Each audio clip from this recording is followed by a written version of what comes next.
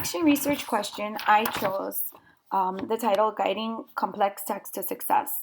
My question was, how can I use guided reading with my fourth grade ELA students to increase comprehension of complex text as measured by the Reading Wonders FSA weekly assessments? Um, my elementary school, I teach two different classes. One, which is a gen ed class in the AM, which out of the 23 students, 23 of them are performing at or above proficiency. My afternoon class, my PM class, consists of 16 students, and of those 16 of them are performing below average. At the beginning of the year, we give a diagnostic test using the iReady program, which is an online resource that the students use in order to learn the standards that the FSA um, is going to test in March. In my elementary school, I found that most of my fourth grade students struggled with complex text as tested on the FSA.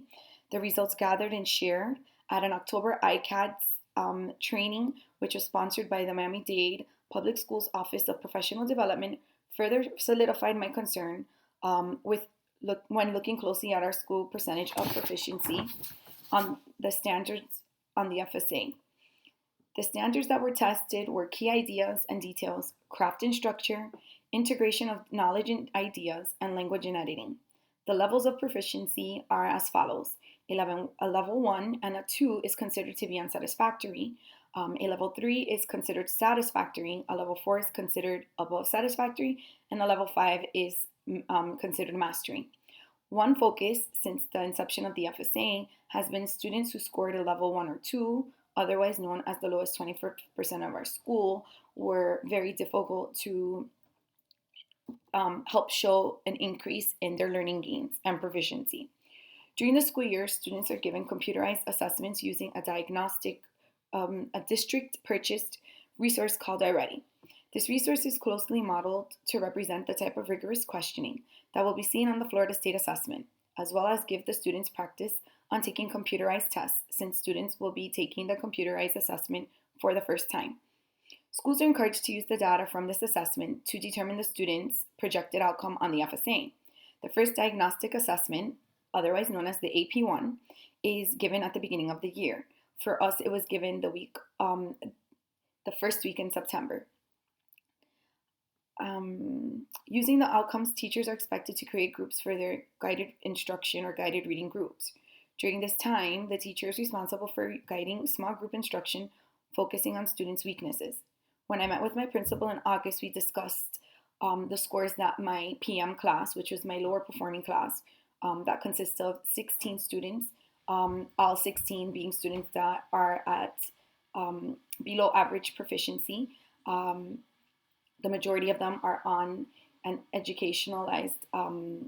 an individual educationalized plan, which is an IEP or a 504. The difference between the two is that an IEP is given to a student who has a specific learning disability that has already been identified, whereas a 504 is accommodations that are given to students similar to the ones given to students that are on an IEP, but they don't have a specific learning disability. With that being said, when I met with my principal, we targeted my afternoon class. She asked me to go home and to think about ways that I can assist them, and I really believed that guided reading was the way to go because I've used it before, not to the rigorous extent that I began to use it this year, but I have always used guided reading because I model what I need the students to do. Um, I teach it, we do it together. I do it, we do it, and then they do it, which is when they take their e-assessment. Their e-assessments are given bi-weekly because the district pacing guide has us teaching each story in our series, which is the Reading Wonders, for 2 weeks, 10 days. So every 10 days they get the FSA weekly e-assessment on the computer. This computerized test exposes them to what the FSA is going to look like because it is their first time taking any test on a computer. So I began my action research by conducting research, looking up everything that I possibly could on guided reading, the actual proper way to plan for it, the way to use it to explicitly teach my students. I did this in correlation with my pacing guides, which is provided by the district and is given to us to guide what we need to do, and it tells us how long we have to do it, and it gives us all the resources that we could possibly need to teach our students and get them to be up to par. So I was chosen in the summer to represent our grade level at an ICADS meeting. These meetings were conducted and put together by our district.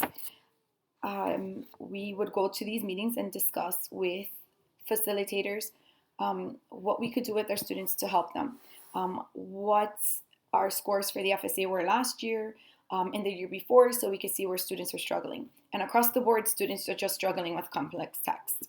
So we had to attack it from there. My goal was to prepare my students using guided reading through our Miami-Dade County Public Schools purchased Reading Wonders reading series and their FSA-styled e-assessments. This was one of the methods discussed at the ICADS trainings. Therefore, my method to preparing my students for the FSA was to use the rigor in guided reading and to see how much improvement was made when assessed using the Reading Wonders series e-assessments. For this reason, I decided to conduct my action research on the use of guided reading in conjunction with the Wonders e-assessments. My assumption was that using rigor in guided reading would assist my students in gaining proficiency on their Reading Wonders e-assessment. I planned to guide students' understanding of not just the text, but in understanding the rigorous questioning as well. My limitations were that I would not have results of my students' FSA scores before this paper would be due to compare with their third grade scores. Therefore, I decided that the best course of action would be to measure the students' success on their bi-weekly Wonders reading e-assessments. I planned to use two different styles of the Wonders e-assessment, but then I determined that using the Reading Wonders FSA weekly e-assessment was more than enough as long as I compared it from week 1 through week 10. I gave them 5 e-assessments after explicit instruction in my guided reading, and that was what I was using to see their increase. My reflection on the initial aspects of the action research were that I thought that I would overplan and have too many activities for the students to complete, not allowing for true comprehension and understanding to take place. Therefore, to avoid this scenario, when the 4th grade ELA teachers met to plan, we made a checklist of materials that we were to take with us to plan, so we would be able to collaboratively decide what we wanted to use and what we didn't want to use. This was extremely helpful because it didn't waste time. We got right to the point and we stayed focused and we knew exactly what we needed, what we didn't, and we just kept it very simple in terms of the planning, not in the instruction. So some of the materials we felt were imperative to the planning of this meaningful GR, guided reading instruction, were our Wonders teacher editions, our text structure worksheets, which comes with the reading, which actually comes linked, embedded in our district provided pacing guides, our weekly pacing guides that was created by the district, and any important supplemental activities that we've used in the past that we know help our students. We weeded this out through careful discussion and maybe included 1 or 2 outside resources. Most of these resources came from Teachers Pay Teachers, but they were specifically geared to the FSA and that type of rigor in questioning. Seeing as time was limited because I had to meet with 5 guided reading groups at least 3 to 4 times a week to ensure sufficient exposure to the GR lessons, my concise and purposeful planning was what truly allowed for the effective implementation to take place. My literature review was before implementing this action plan in my classroom, I had to research and gather more information about the e-assessments. The FSA weekly e-assessments test students with FSA wording and jargon, as well as more rigor in their questioning. After the district changed our reading series to Reading Wonders, I attended a few seminars to get familiar and with the text, as well as um, find all the benefits that could come or that did come with the switch to this new series. Over the last 2 years, the stress at these trainings has been to add more rigor to our teaching in order to prepare the students for the rigor of the FSA. Guided reading is a strategy in which the teacher mentors a child or a small group through the reading of a selection, drawing them into an exploration of the context and the words, the content and the words. Helping students understand the meaning of a reading passage, book, or novel is the key. The small group, ideally no more than 6, which, being that I only had 16 students, my groups were very small, which was great. Should comprise students who are on the same level and need further work in similar reading areas. This was retrieved by pbs.org. Through my research, I learned that guided reading has a goal and a purpose for instruction. According to Fontes and Pennell, the goal of GR is to promote students silent, independent reading and increasingly challenging text. GR consists of a small group lessons in which the primary activity is text reading and instruction is focused primarily on reading for meaning. The groups are composed of students who are able to read text on about the same level and use similar text processing strategies based on ongoing observations and assessments. The students are matched by level, and I think that they feel comfortable with each other, which I saw in my class was very helpful. In further review of the literature, I realized one essential component of my teaching that I would need to tweak was within the rigor of the complex text. In our Reading Wonders series, it does not have the rigor that we are going to see on the FSA. Therefore, it was up to me to use our district-provided planning cards that are given or that are by strand, by standard that the students need to master. We took these cards when we would meet in our planning, in our collaborative planning, and we would determine how we can make the questioning more rigorous. And in doing so, I know that helped my students. As stated by Maines and Julian Schultz, modeling is often observed in the classroom as an intentional practice, but the instructional time following the modeling was not always related to the modeling. I made it a point to be very concise in my modeling to the students. Modeled the way that I read in my head, the way that I looked for context clues, everything that I needed those students to know, I modeled for them so they can see it on a day-to-day basis. Now that I knew I would be using the guided reading to deliver my instruction, I began to research the Florida State Standards exam. I did research on it, but I had a lot of background information because when it came into play, I had done loads of research on the FSA in order to allow me the opportunity to better teach my students.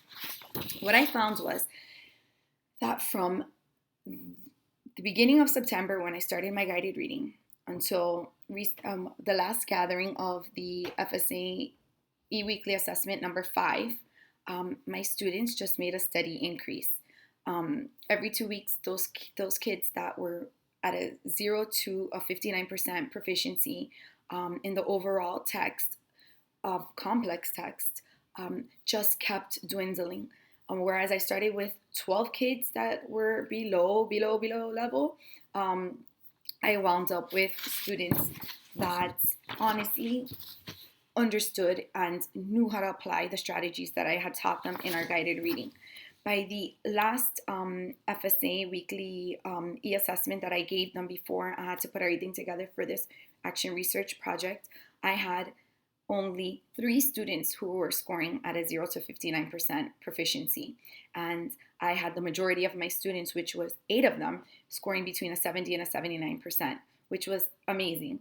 I did only have 2 students that scored at a 80 to 100%, but I was just so happy with this that was more than enough. I do believe that this action research project did help me to amend my guided reading and use it more meaningfully to meet the needs of my students. My conclusion is that I was fortunate enough to have begun this action plan early, enough that I was able to see solid results. I have continued and I haven't changed anything just because this is over.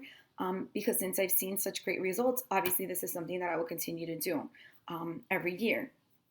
So I would like to say that this was definitely a meaningful action research project. I am not used to this video presentation. I hope I don't get too many points taken off for it. Um, I think this was the best that I could do. If you want more information, ask for my paper and I'll be more than happy to email it to any of you. Thank you and have a good evening.